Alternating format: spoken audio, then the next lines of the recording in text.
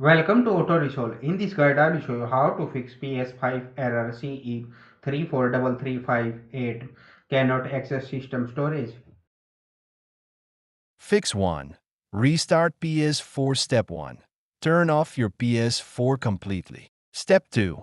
Unplug the power cable for 1 to 2 minutes. Step 3. Plug it back in and turn on the console. Fix 2. Rebuild database. Step 1.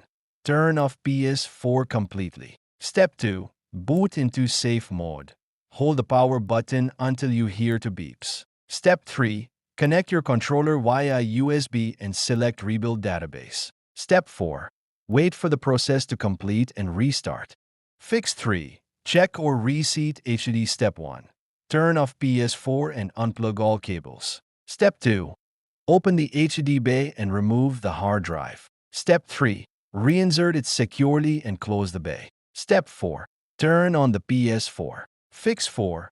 Initialize PS4. Data loss warning. Step 1. Backup your data first, PS Plus or USB. Step 2. Boot PS4 into safe mode. Step 3. Select Initialize PS4 and follow instructions.